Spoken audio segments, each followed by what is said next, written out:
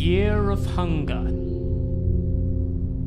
If they want the summers longer and the winters shorter, if it never rains when it's supposed to, if ice turns to fire and the potatoes waste away the dust, the year of hunger might be back. We'll see the livestock abort on the bare ground and the creviced bottoms of dried up waterholes, and a huge crowd of souls will collapse the road and roadside. Just like in the movies, someone will likely shout, jester-like, at life's edge, "Women and children first!"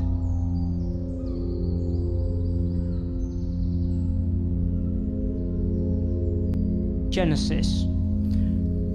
Before you it was dark and ice all round. There were animals with slate-like skin and thickest of fur. The ancient spirits they called gods.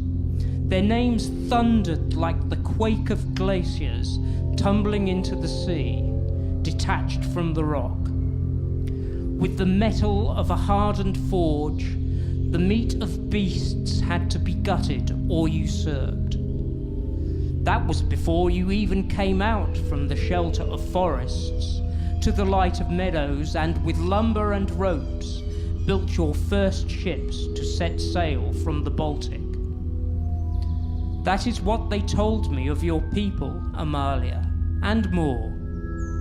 That is how this land came to be filled with spirits, wild or tame, but always silent, and greyish like the down of widgeons that day after day take to the skies of Suomi.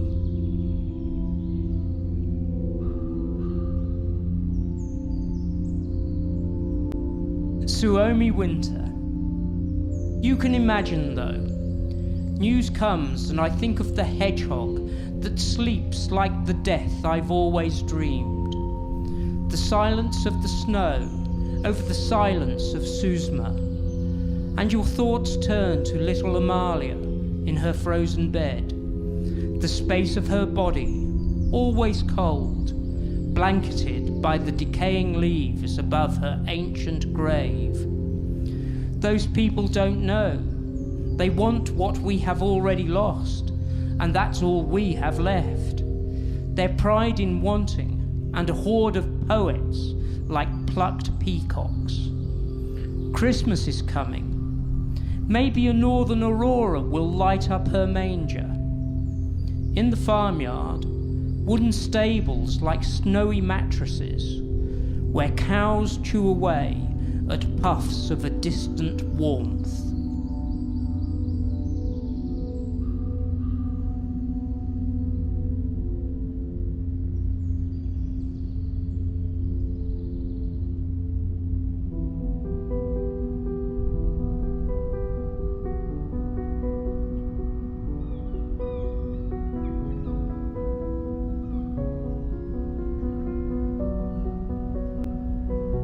News. Anne-Marie tells me that today the ice fog has taken hold of the town, snaking below the street lamps, screening the blurry glow in the twilight. She says it's lovely. The frozen lichens of your tombstone by the little church where your father was pastor crumbles at the soft touch of my fingertips, like the empty shell of the chrysalis that, as a boy, I kept safe in a matchbox.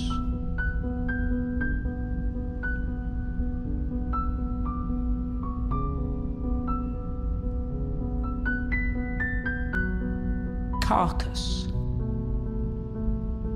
We, the living, keep only the wrappings. Rooms, drawers, boxes, husks, tombs to fill with all that we have left of you. I learnt of you one autumn, when the giving of the apple trees rolled on the ground. Pick up an apple and then drown my mouth in icy waters and pristine meadows, and flashes of misty light that you, Amalia, were not given to see.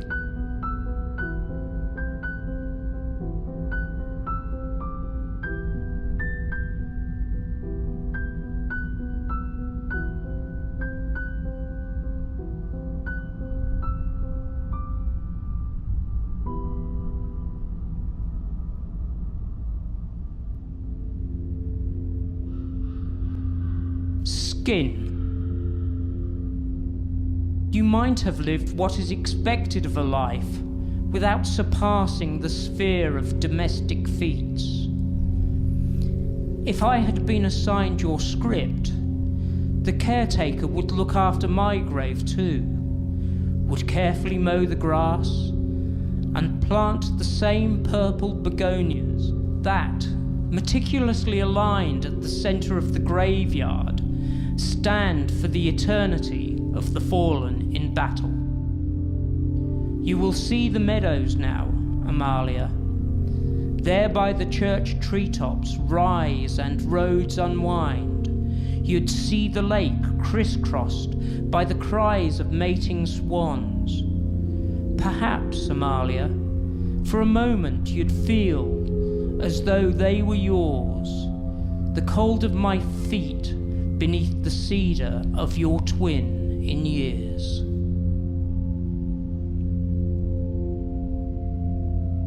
Graveyard Nocturne. I found evidence, Amalia. Everything points to someone visiting you during the night. A wisp of wild fur at the left-hand edge of the gravestone. A spot of dug-up soil. A tender fang wound on the cedar's hide. Over time, a muzzle scars for traces left in your ground. So don't think that anything of you has been for nothing. If someone trades your moments for a fat worm, your tears for a scrumptious lily bulb.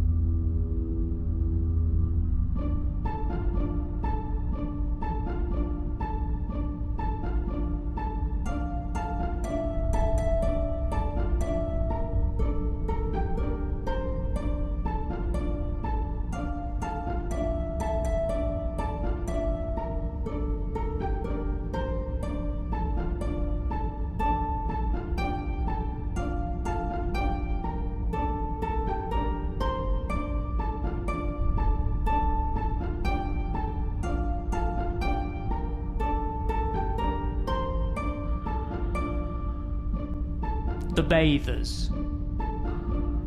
There were two women bathing at the landing as the night spread its raven's wings. Their voices rose and rang through the solitude, and the cold honed with a fine lathe the glassy epidermis of the lake. Further off, from time to time, a moment's lapping hung in deliberate anonymity. The church and your graveyard, Amalia, were but a guess. The women emerged bent forward from the water, laughing at their boldness, and at mine for watching them.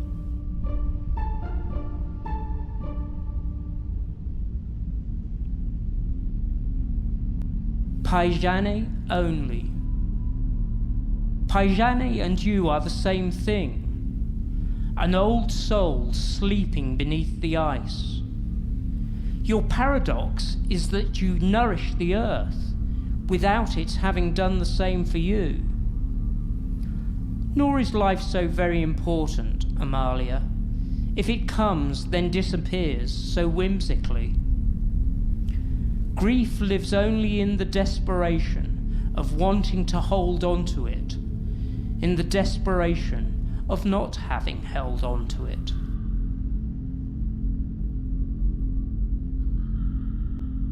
funeral service. They hardly shed a tear, these people. Well dressed and tidy, they escort the deceased. They bury them by the rules, then shut themselves at home, for a cry maybe, or a drink, or both. The tombstones stand straight, shiny and new, driven like sheets of polished steel into the lush back of the wide field. Only a matter of patience, the wind and ice blunting the edges of the stone. Stubbornly parsimonious, the moss soothes the wounds. Barely illegible, the names sooted over by the lichens, resin dripping from the cedars, and droppings of birds galore. What good the names, Amalia? You never got to know your own.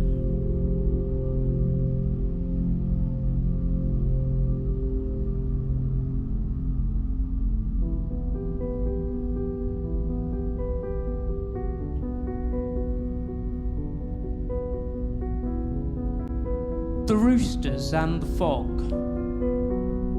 Last night the roosters crowed.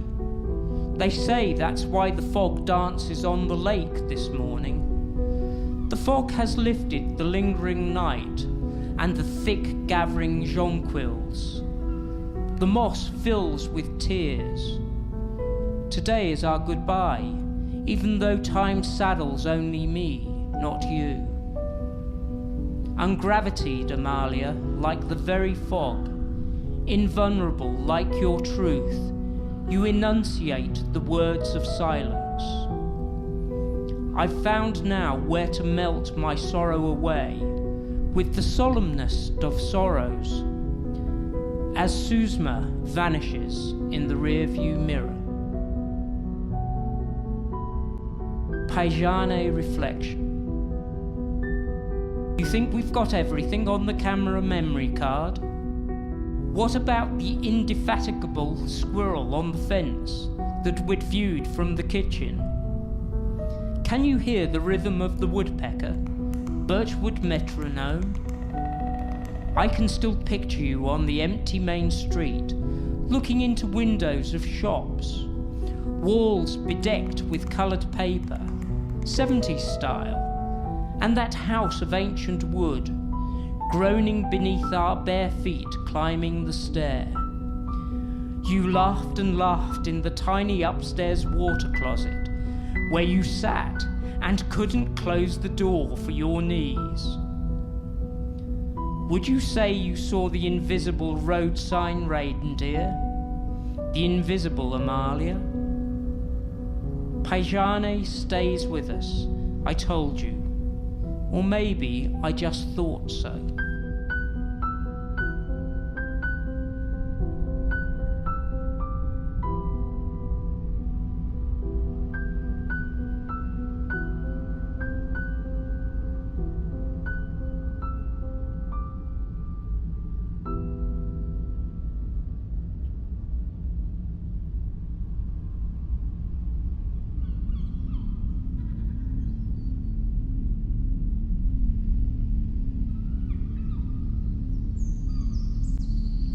Laula Jutsen.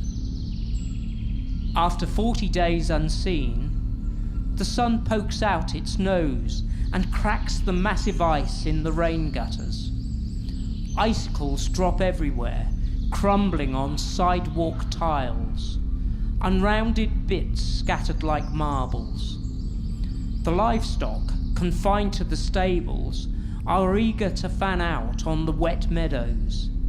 They tap nervously at the ground with their hooves and raise their heads when someone comes nearby the gate.